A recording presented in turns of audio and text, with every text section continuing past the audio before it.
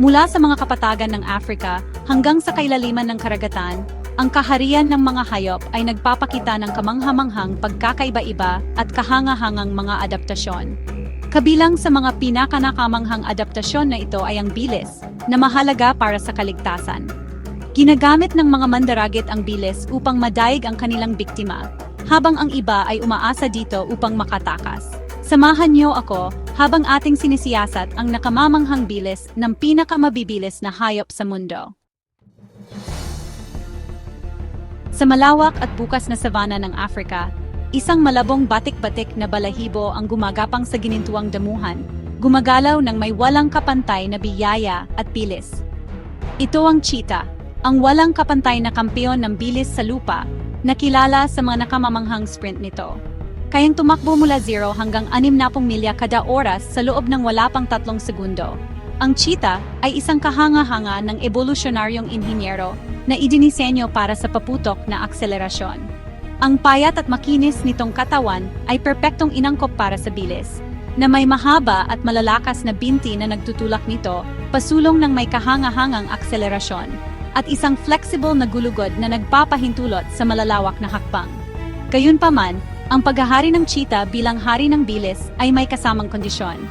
Ang hindi kapanipaniwalang bilis nito ay maaari lamang mapanatili sa maikling panahon. Bagamat nakakamit nito ang mga kahangahangang bilis na ito, maaari lamang nitong mapanatili ang gayong mataas na bilis sa maikling distansya, kadalasan ay nasa 200 hanggang 300 metro. Ang springbok, isang maliit at maliksi na antelope, ay maaring umabot sa bilis na hanggang 55 milya kada oras kapag hinahabol ng isang mandaragit, na ginagawa itong isang pambihirang artista sa pagtakas. Ang mga hindi kapani-paniwalang talon at paglukso nito na sumasaklaw sa mga distansya na hanggang 13 talampakan sa isang paghakbang ay isang testamento sa liksi at kakayahang atleta nito na nagpapahintulot dito na maiwasan ang mga mandaragit ng madali. Sa kabila ng laki nito, ang blue wildebeest ay maaring umabot sa bilis na hanggang 50 milya kada oras, na ginagawa itong isang mahirap na target kahit para sa pinakamabilis na mandaragit, na nagpapakita ng magkaibang adaptasyon ng mga hindi kapanipaniwalang hayop na ito. Habang ang cheetah ang nangunguna sa maikling pagsabog ng bilis, ang pronghorn ang kampiyon sa malayuang pagtakbo. Matatagpuan sa mga damuhan ng kanlurang North America, ang pronghorn ay kayang mapanatili ang bilis na halos 35 milya kada oras sa loob ng ilang milya. Sa mas may ikling distansya, ang pronghorn ay maaring umabot sa mas kahangahangang bilis na umaabot sa halos 55 milya kada oras. Ang kanilang mga kuko ay may mga espesyal na unan na gumaganap bilang shock absorbers, at ang kanilang mahusay na respiratory system ay nagbibigay daan sa kanila na malampasan ng mga mandaragit. Ang bilis at tibay ng pronghorn ay isang patunay sa kapangyarihan ng natural selection.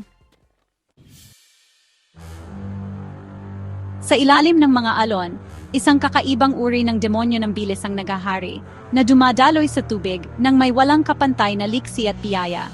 Kabilang sa pinakamabilis na isda sa dagat ay ang black marlin, na kayang umabot sa tinatayang bilis na hanggang 80 milya kada oras, na ginagawa itong isang tunay na kahanga-hanga ng karagatan. Ang hindi kapani-paniwalang bilis na ito ay posible dahil sa makinis na katawan ng marlin, malakas na palikpik sa buntot, at maaring iurong na palikpik sa likod na nagbabawas ng pagkaladkad at nagpapalaki ng propulsyon. Ang isa pang nangungunang kalaban ay ang sailfish, na maaring umabot sa bilis na hindi bababa sa 67 milya kada oras, gamit ang mahaba at payat nitong katawan upang hatiin ang tubig. Ang mga bilis na ito ay mahalaga para sa pangangaso ng mabibilis na biktima at pagtakas sa mga mandaragit, na tinitiyak ang kanilang kaligtasan sa mapagkumpetensyang kapaligiran sa karagatan. Ang kailaliman ng karagatan ay tahanan ng ilan sa pinakamabilis na isda sa planeta. Bawat isa ay natatanging inangkop upang umunlad sa kanilang mundo sa ilalim ng dagat. Ang mundo ng mga insekto ay tahanan ng ilang hindi kapanipaniwalang mabibilis na nilalang. Ang isa sa mga insektong ito ay ang karaniwang horsefly, na may kakayahang magkaroon ng kahanga-hangang bilis.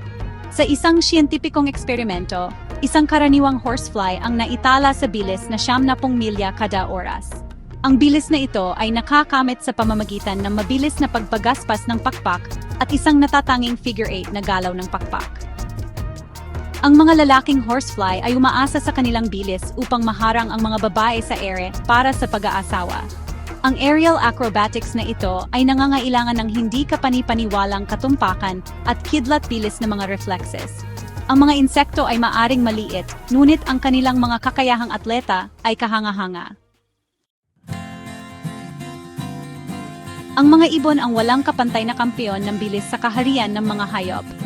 Ang kanilang kakayahang pumailang lang sa kalangitan ng may gayong biyaya at liksi ay tunay na kahanga-hanga. Ang peregrine falcon, na may matutulis na pakpak at makinis na katawan, ang pinakamabilis na ibon at ang pinakamabilis na hayop sa mundo.